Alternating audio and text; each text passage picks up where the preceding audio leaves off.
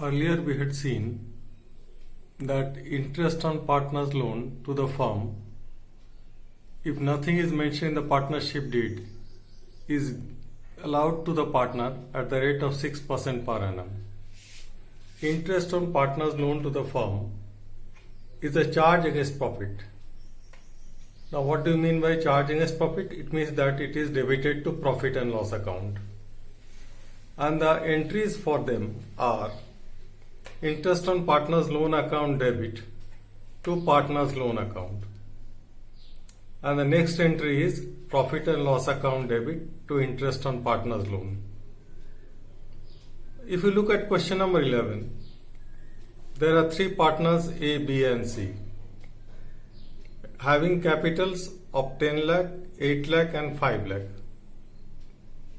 On 1st July 2017, B advanced rupees 2 lakh as loan to the firm. And on 1st December 2017, C advanced rupees 1 lakh as loan to the firm. If you look at the solution of this, first of all, we'll prepare a profit and loss account.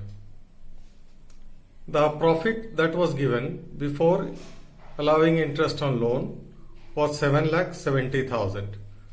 So in the credit side of the profit and loss account, we will write by profit before interest 7,70,000.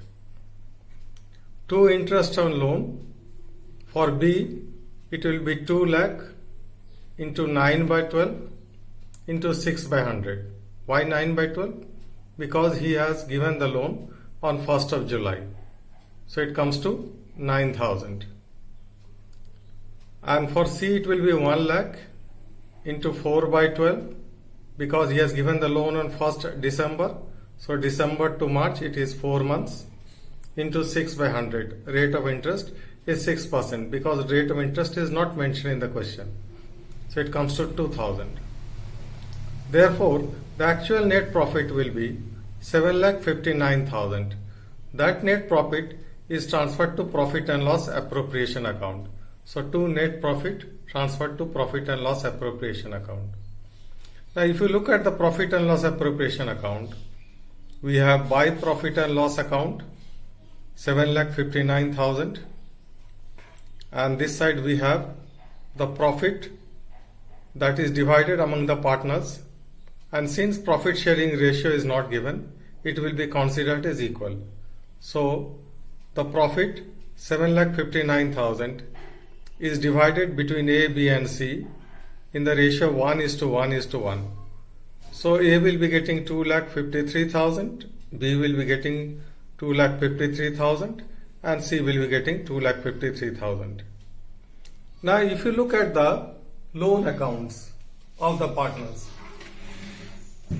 so in the loan account, first of all, we will write the date on 1/7/2017, buy back in B's account 2 lakh and buy bank in the case of C it will be 1 lakh and the date will be 1/12/2017. Then on 31/3/2018, that is the last day of the accounting year, buy interest on loan 9,000 for B and for C 2,000. And then on 31/3/2018, two balance carried down, 2,09,000 for B and 1,02,000 for C. Now these are the loan accounts of B and C. If you look at their capital accounts, it will be by bank for A 10 lakh, for B 8 lakh and for C 5 lakh. Now why it is written by bank? Because it was given in the question that they are starting the business on 1st April 2017. And then by profit and loss appropriation account, the share of profit, that is 2,53,000 A share, 2,53,000 B share and 2,53,000 C share.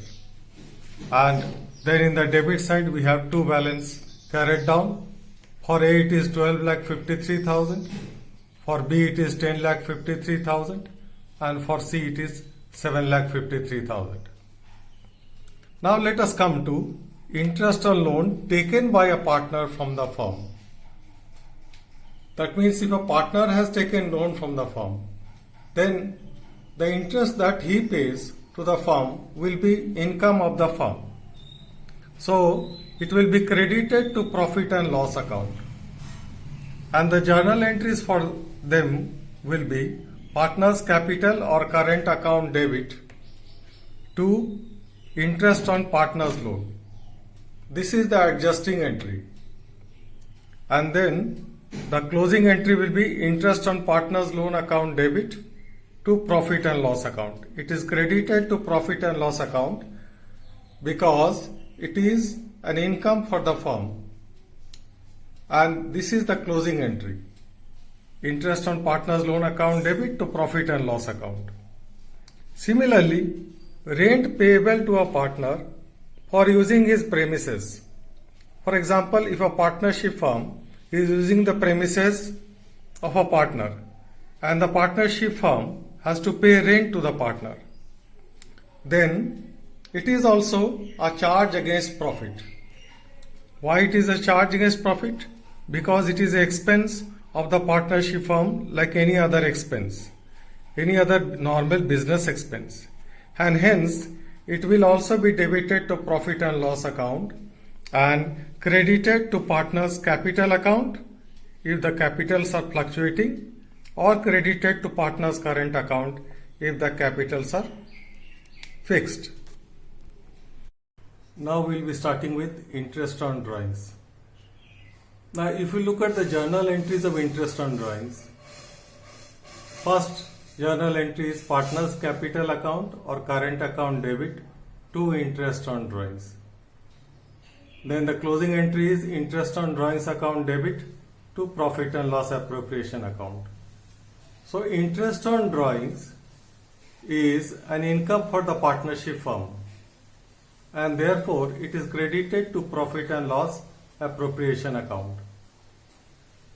Now how do we calculate interest on drawings? First we have the simple method. In the simple method, interest on drawings is equal to total drawings made by the partner into rate of interest into the number of months divided by 12. That is, how do we calculate the number of months?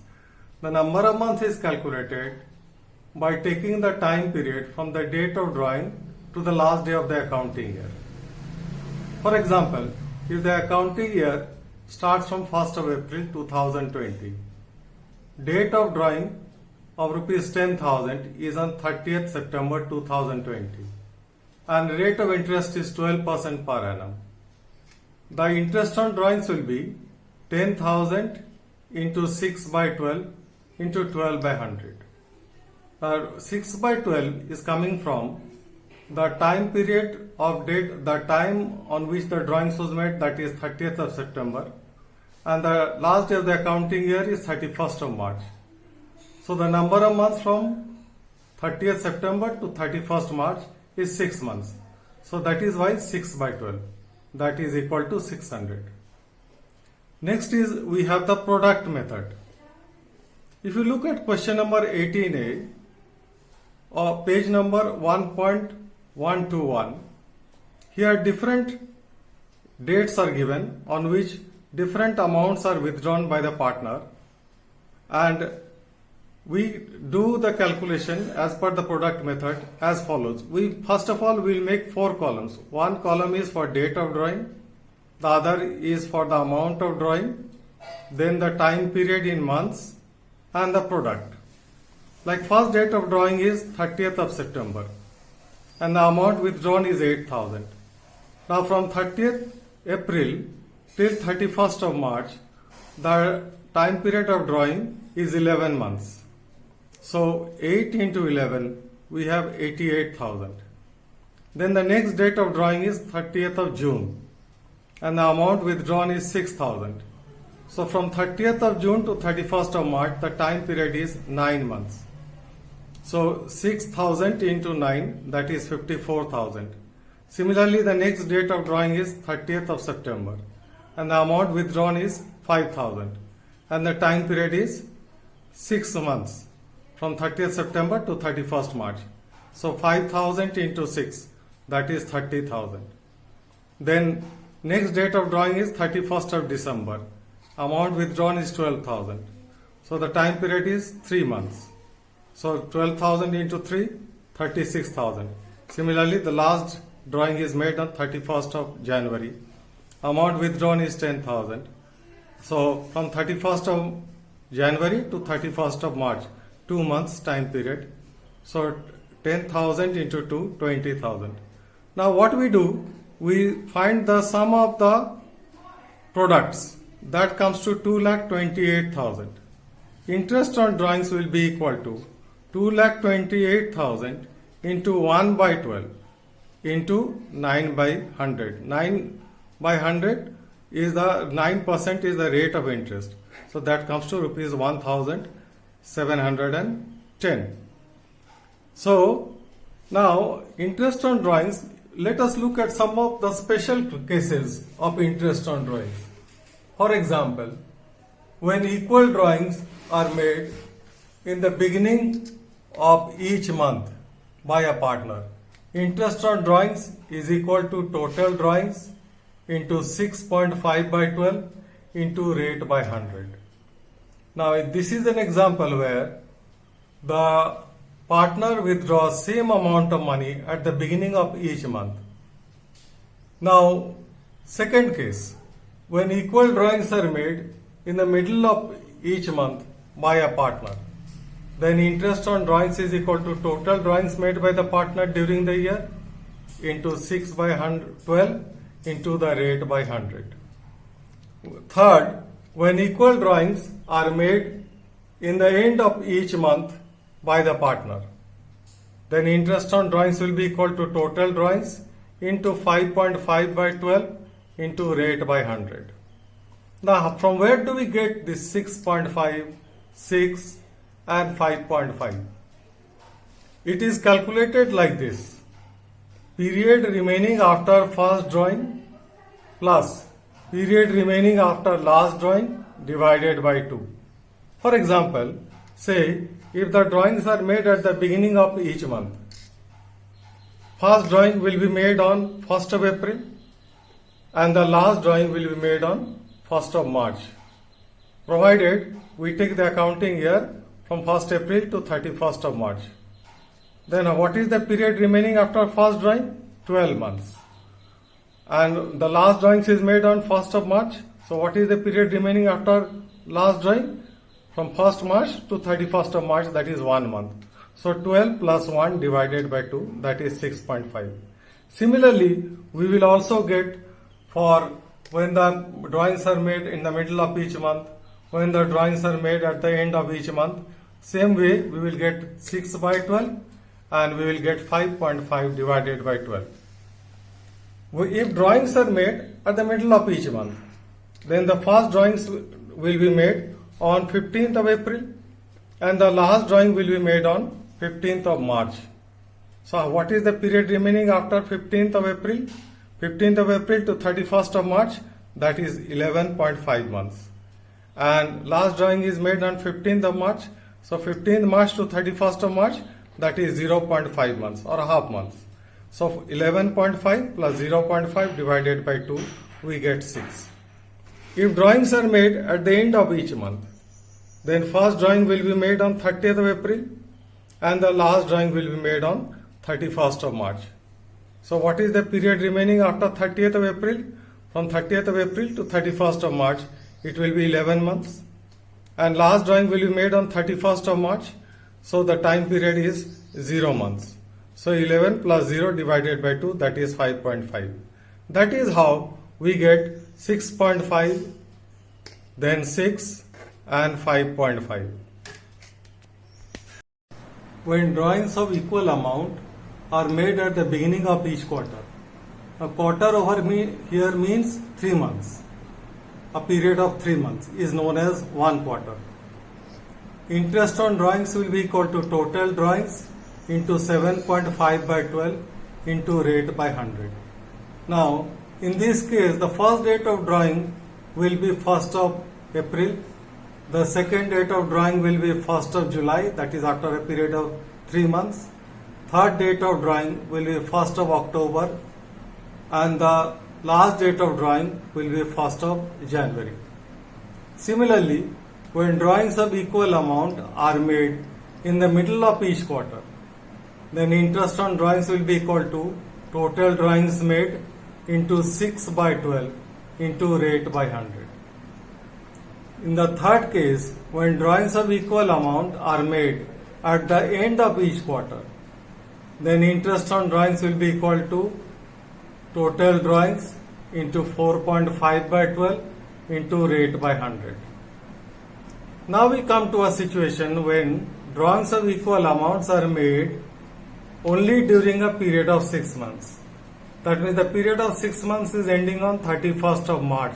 That is the last day of the accounting year. And it is starting from 1st of April.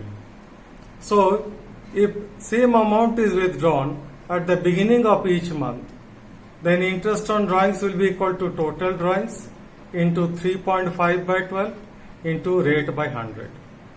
If it is made at the middle of each month, then interest on drawings will be equal to total drawings into 3 by 12 into rate by 100. And if same amount of drawings is made at the end of each month, then interest on drawings will be equal to total drawings into 2.5 by 12 into rate by 100.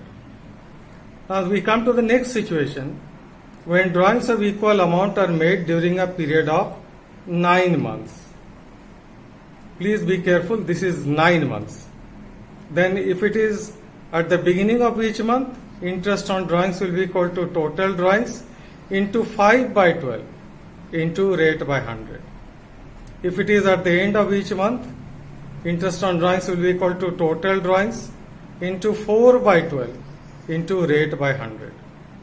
And if it is at the middle of each month, total interest on drawings will be equal to total drawings into 4.5 by 12 into rate by 100. Now all these can also be derived from the concept that we have seen earlier. That is, period remaining after first drawing plus period remaining after last drawing divided by 2. That will give you the same result as we are seeing in these formulae.